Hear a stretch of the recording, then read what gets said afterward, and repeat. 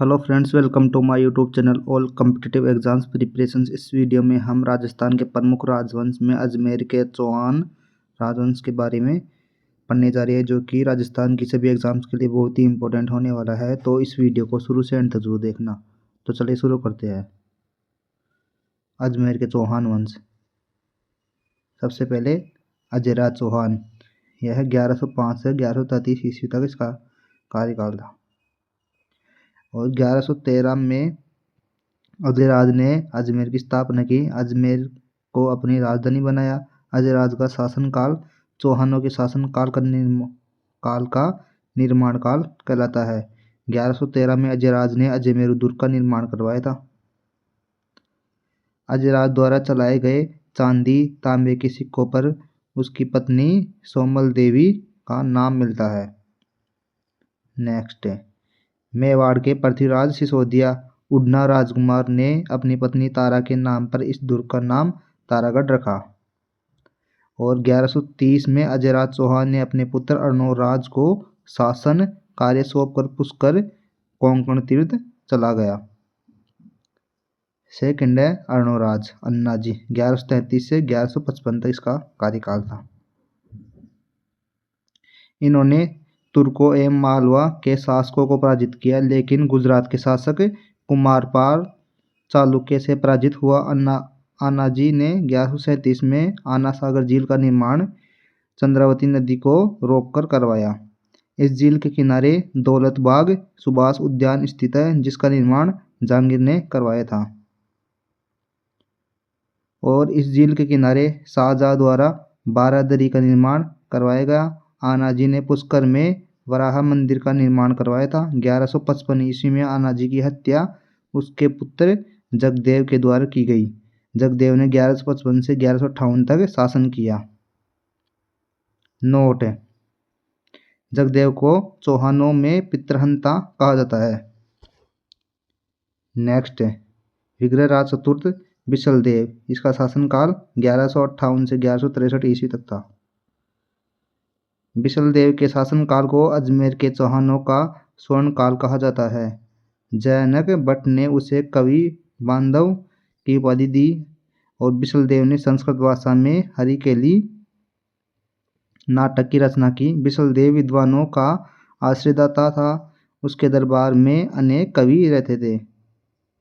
और बिशलदेव द्वारा बिशलपुर बांध का निर्माण करवाया गया।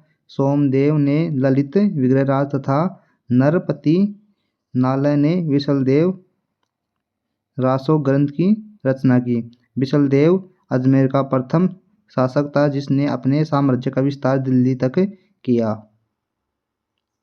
नेक्स्ट, बिशलदेव ने अजमेर में संस्कृत पाठशाला का निर्माण करवाया। 1194 में मोहम्मद गोरी ने सेनापति कुतुबुद्दीन ऐबक ने इस पाठशाला को तुड़वाकर 2.5 दिन के झोपड़े का निर्माण करवाया। वीरराज के पश्चात क्रमशः अपर गाय तथा पृथ्वीराज द्वितीय शासक बने। उसके पश्चात सोमेश्वर अर्णोराज का पुत्र शासक बना, जिसके 2 पुत्र थे, पृथ्वीराज तृतीय और हरिराज। 1177 में गुजरात के भीम द्वितीय ने सोमेश्वर की हत्या की। नेक्स्ट पृथ्वीराज चौहान तृतीय, 1177 से 1192 तक इसका शासनकाल था। पृथ्वीराज तृतीय का जन्म 1166 ईस्वी में हुआ था। इनके पिता का नाम सोमेश्वर अर्णोराज का पुत्र था। पृथ्वीराज 11 वर्ष की आयु में शासक बना। पृथ्वीराज की माता कर्पूरी देवी उसकी संरक्षिका बनी। कर्पूरी देवी दिल्ली के अनंगपाल तोमर की पुत्री थी। अनंगपाल तोमर ने 11वीं सदी में दिल्ली की स्थापना की।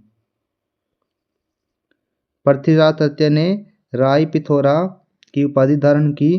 पृथ्वीराज ने दिल्ली में पिथौरागढ़ किला बनवाया। पृथ्वीराज ने अपने चचेरे भाई नागार्जुन चंदेल शासक परमरिदेव गुजरात के भीम द्वितीय को पराजित किया। 1182 ईस्वी में पृथ्वीराज ने महोबा के युद्ध में परमरिदेव को पराजित किया।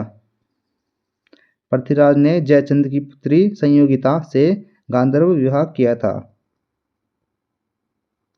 1191 के तराहिन के प्रथम युद्ध में पृथ्वीराज ने गौरी को पराजित किया तथा 1192 में बाणवा के तराइन के द्वितीय युद्ध में मोहम्मद गौरी ने पृथ्वीराज चौहान को पराजित किया। हम्मीर महाकाव्य के अनुसार पृथ्वीराज ने गौरी को 7 बार पराजित किया था। नेक्स्ट, पृथ्वीराज तृतीय का स्मारक अजमेर के तारागढ़ दुर्ग में स्थित है। 1194 में मोहम्मद गौरी व जयचंद के मध्य चंदावर का युद्ध हुआ। इस युद्ध में जयचंद की आंख में तीर लग जाने से वह पराजित हुआ। नोट, पृथ्वीराज की समाधि काबुल में गौरी की समाधि के पास स्थित है। मोहम्मद गौरी के साथ तथा पृथ्वीराज तृतीय के शासनकाल में ख्वाजा मुइनुद्दीन चिश्ती भारत आया। 31 दिसंबर 2000 को पृथ्वीराज चौहान पर 3 रुपये का डाक टिकट जारी किया गया। और पृथ्वीराज चौहान की मृत्यु के बाद यहाँ का कार्यभार पृथ्वीराज तृतीय के पुत्र गोविंदराज को सौंपा गया। तो यह हमारे अजमेर के चौहान वंश का संपूर्ण वर्णन हम पढ़ चुके हैं। तो अगर हमारी वीडियो अच्छी लगे तो लाइक कमेंट शेयर जरूर करना और ऐसी वीडियो पाने के लिए हमारे चैनल को सब्सक्राइब जरूर कीजिए। Thank you for watching this video.